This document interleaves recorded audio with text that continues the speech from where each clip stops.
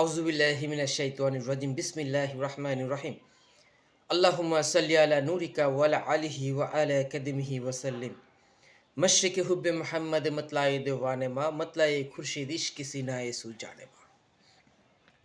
ওয়াইসি হুজুরের জীবন সম্পর্কে পড়তে এতটাই ভালোবাসার প্রেমে গভীরভাবে পড়ে গেছি। আসলে প্রেমিক হতে হলে একমাত্র দেওয়ানি ওয়াইসি কিতাব ব্যতীত আর কোনো কিতাব আমার চোখে পড়ে নাই। এই কিতাবের মধ্যে আমার মনে হয় একজন প্রেমিক কতটা প্রেমময় স্পন্দ রূপে গঠন করলে তিনি এত সুন্দর কবিতা লিখতে পারেন। দেওয়ানি ওয়াইসি কিতাবটা হচ্ছে একমাত্র প্রেমের উজ্জ্বল নক্ষত্রের মতো একজন প্রেমিকের চোখে। দেখেন কতটুকু ভালোবাসা, কতটুকু প্রেম, কতটুকু ভাব গাম্ভীর্য থাকলে আমাদের রাসূলুল্লাহ সুফি ফতে আলী ওয়াইসি হুজুর তিনি কাসিদার মধ্যে একটা কাসিদা, একটা গজল লিখতে পারেন এরকম। আসলে হায়, হায় আমি তো আশ্চর্য হয়ে যাই ওয়াইসি হুজুরের কবিতা পড়লে। যেরকম নবীজির শানে তিনি একটা কয়েকটা কলম আমি পড়ি ইনশাল্লাহ দেখবেন। নবীজির উদ্দেশ্য তিনি এই গজলটা গাইলেন। গজল নাম হচ্ছে ৪ নাম্বার। হে প্রিয়, তোমার ফুলের মতো চেহারা আমাকে দেখাও, আমার অবলা প্রাণকে প্রাণবন্ত করো। অনেকের জন্য তোমার চেহারা হইতে পর্দা সরাইয়া দাও, এই জগতের অন্ধকার মুছিয়া দাও। পৃথিবীর সকল প্রাণীকে স্বীকার করো এবং তোমার কালো জল বিছাইয়া দাও। আহমদ সাল্লাল্লাহু আলাইহি সাল্লামের রূপে আমি পাগল হইয়া গিয়াছি। এক টুকরো মাটি দ্বারা কি তোমার পেয়ালা ধরিতে পারি? তোমার প্রেমের পেয়ালা হইতে এক বিন্দু আমাকে পান করাও এবং এই বুদ্ধিহীনকে উদ্ধার করো। আমি তোমার পথ চলিয়া ধন্য হইতে চাই। তোমার চেহারা রূপের আলো প্রকাশ করো এবং সর্বসাধারণে প্রদত্ত করিয়া দাও। তোমার ওষ্ঠের মধুরতা এবং চোখের চাহনি মিশরীয় বাদামকে হার মানিয়া দিয়েছে। তোমার কালো চুলের বেণী এবং চেহারার প্রতিভা সকাল এবং সন্ধ্যা যেন একত্র করিয়া দেয়। তোমার কালো চুলের বেণী ও চেহারার প্রতিভা সকাল সন্ধ্যা যেন একত্র করিয়া দেয়। কত সুন্দর কাব্য, কত সুন্দর! একটু বিবেক দিয়ে একটু চিন্তা করেন, কতটুকু প্রেমময় বাণী হলে, কতটুকু প্রেমের কথা হলে এই কথাগুলি বলতে পারে। তোমার কালো চুলের বেণী ও চেহারা প্রতিভা সকাল ও সন্ধ্যা যেন একত্র করিয়া দেয়।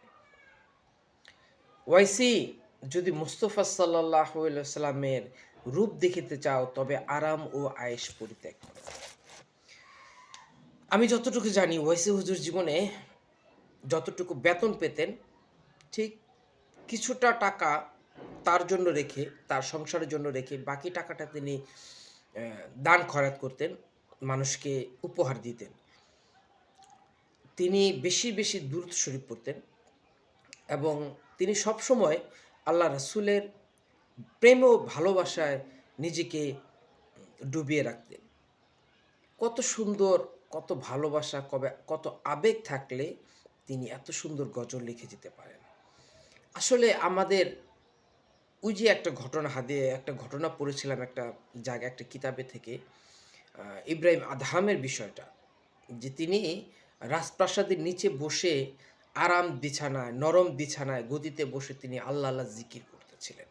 এমন সময় উপর থেকে একজন ব্যক্তি বললেন যে, একজন ব্যক্তি হাঁটাচলা করতেছিলেন। এমন সময় ইব্রাহিম আদহাম বললেন যে, উপরে কি খোঁজ করো? তখন বলল, উপরে আমার উট হারাইয়া গিয়াছে, ওখান থেকে আমি উট খোঁজার চেষ্টা করছি। তখন ইব্রাহিম আদহাম বললেন যে, হে গর্ধব, আমার বাড়ির ছাদের উপরে কি উট হারিয়ে গেলে কি উট পাওয়া যায়? তখন বলল, হে ইব্রাহিম আদহাম, তুমি কি জানো না যে নরম বিছানায় শুয়ে, নরম বিছানায় বসে কখনো আল্লাহর জিকির করলে আল্লাহকে পাওয়া যায় না। ঠিক সেই কথাটার প্রতিচ্ছবি রাসূলুল্লাহ সুফি ফতে আলী ওয়াইসি হুজুর এই ঘটনার মধ্যে বললেন, ওয়াইসি, যদি মুস্তফার প্রেমে পাগল হতে চাও, রূপ দেখিতে চাও, তবে আরাম ও আয়েশ ত্যাগ করো। আরাম ও আয়েশ ত্যাগ করো। আমি বারবার বলি এই ঘটনাটাই, আরাম ও আয়েশ ত্যাগ করো। আসলে আরাম ও আয়েশ ত্যাগ করার জন্য আল্লাহ তাআলা একটা রাত্রের একটা নির্দিষ্ট সময় দিয়েছেন এবং আল্লাহর সেই রাত্র নির্দিষ্ট সময়ের পরক্ষণে আরেকটা সময় দিয়েছিলেন, সেটা হচ্ছে মাওলার জিকির করার জন্য। আসলে আমরা নামেই শুধু, কাজে না। আর তিনিরা ছিলেন কাজে, নামে না। এজন্য আপনি একটু চিন্তা করে দেখেন, বাংলাদেশের মধ্যে এত প্রসিদ্ধ দরবারগুলি থাকার পরে সবাই শসে নামে খ্যাতই। হুম? লক্ষ, লক্ষ মুরিদান, হাজার, হাজার মুরিদ। আসলে কতজন ব্যক্তি আছে যে কিনা ওয়াইসি হুজুরকে নিয়ে ভাবে? কতজন ব্যক্তি আছে যিনি কিনা রাসূলুন্নাহ সুফি ফতেহ আলী ওয়াইসি হুজুরের জীবনকে ধারণ করে? কতজন ব্যক্তি আছে যিনি কিনা ওয়াইসি হুজুরের দেওয়ানি ওয়াইসি কিতাবটাকে একটিবারের জন্য পড়ে? হ্যাঁ, হয়তো পড়ে গুটি কয়েক মানুষ, কিছু মানুষ, অনেক তরিকতপন্থী মানুষ, অনেক ওয়াইসি হুজুরের অনেক সিলসিলাভুক্ত অনেক মানুষই আছে যারা কিনা এই কিতাবের কথাই জানে না। এই কিতাব যে আছে পৃথিবীর বুকে সেটা জানে না। ইনশাআল্লাহ আমি আজকে এই পর্যন্তই। আগামীকাল এর চেয়ে ভালো একটা বিষয় ইনশাআল্লাহ পূর্ণাঙ্গভাবে চেষ্টা করব আপনাদের মাঝে বলার জন্য। ততক্ষণ ভালো থাকেন, সুস্থ থাকেন। আ আমার জন্য দোয়া করবেন, আমার পরিবারের জন্য দোয়া করবেন। আপনাদের এবং আপনার পরিবারের জন্য সবাই দোয়া করি। সবাই ভালো থাকবেন। আসসালামু আলাইকুম ওয়া রাহমাতুল্লাহ।